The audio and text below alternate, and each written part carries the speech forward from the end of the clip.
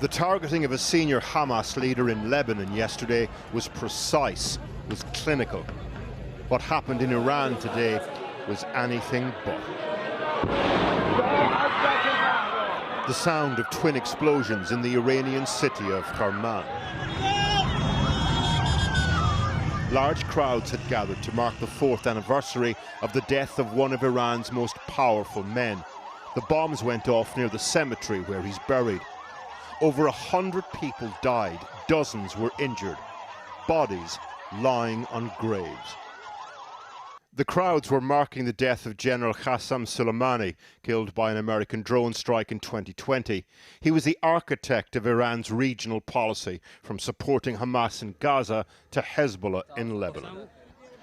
The Iranians have described what happened as a terrorist act. With the war in Gaza, a region teetering on the edge of all-out conflict, and now this, Iran wants to do the opposite of joining the dots.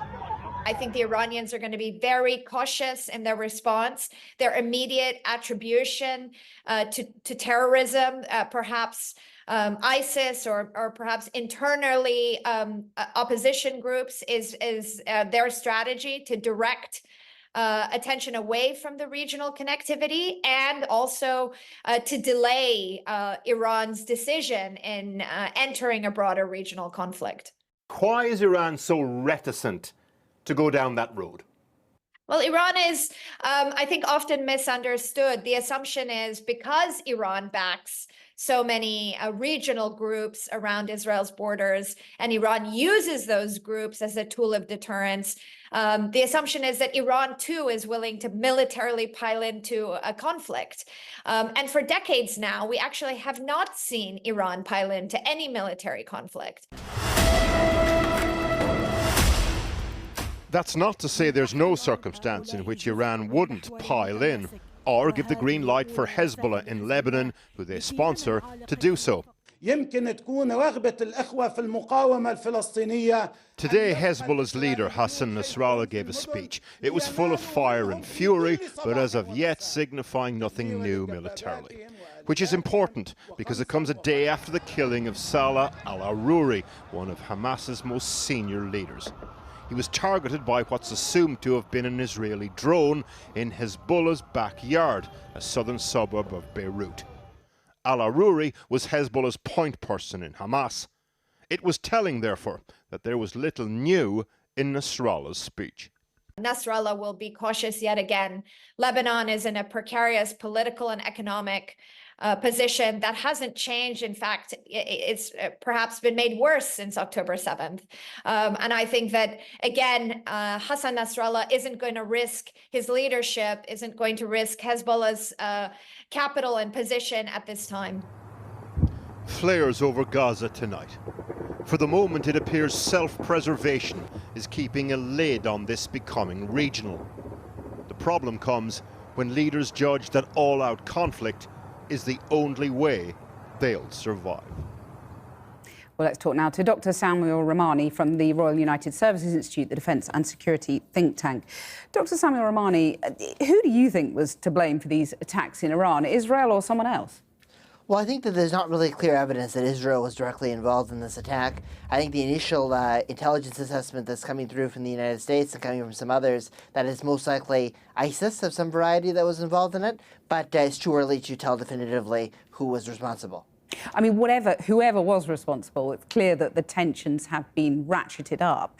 Is a kind of escalation of the war now inevitable, or do you think that Iran and Hezbollah are very reluctant to pile in? Well, I think that not really very much has changed in spite of the death of Salah al-Aruri and this killings in Iran, which are inevitably going to increase tensions. I think that both Hezbollah and Iran are going to avoid some kind of a drastic escalation. If you look at Hassan Nasrallah's speech earlier today, he was talking about the possibility of a war where there's no rules and no limits. But he also was saying that the Israelis have suffered potentially thousands of deaths and injuries on the Lebanese border as a result of the current clashes. So he basically is trying to say that the current clashes are enough of a war to kind of keep this resistance going. So I think that both sides are going to be cautious about a big escalation.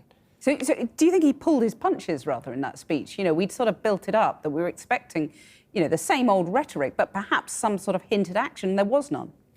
Well, it was the same as what happened during his last major address. I mean, before that, there was a lot of expectation that Nasrallah was unilaterally going to declare the opening of a second front, but he distanced himself that time from Hamas's actions on October 7th, calling them purely a Palestinian affair, and directed much of his venom and animosity at the United States.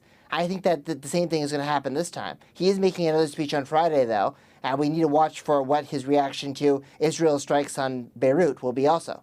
Well, let's look at Israel's conduct because, it's clear, isn't it, given the US has repeatedly warned against taking the war to Lebanon, or Hezbollah, I should say. I mean, if they did, as suspected, target the Hamas deputy leader, it's clear that they're ignoring US calls for restraint, aren't they?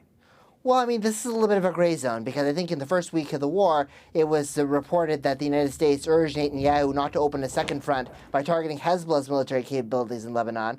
But the U.S. red line, the U.S. restriction on the Israelis targeting Hamas leaders outside of the Gaza Strip was a lot less clear.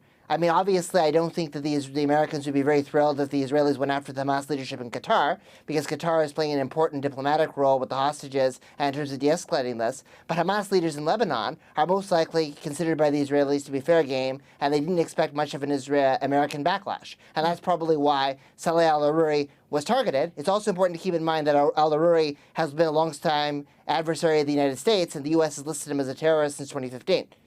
I mean, clearly everyone's hoping that this war doesn't escalate.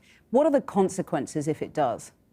Well, I mean, there's many consequences that could result from a major escalation. Obviously, one would be the destruction of Lebanon's economy and position even more so than it is now. Another would be, obviously, an intensification of strikes on American bases in Iraq and Syria, which would lead to the Americans most likely having to strike ground targets inside Iran. And also a risk to maritime shipping. We already saw Danish shipping company Maersk pull back trade again on the Red Sea. Many shipping companies are starting to use the Cape of Good Hope as a potential alternative to the Suez Canal. The Houthis have been attacking maritime assets. They haven't really been killing, however, American shippers or anything like this, and that could lead to an escalation on the maritime front.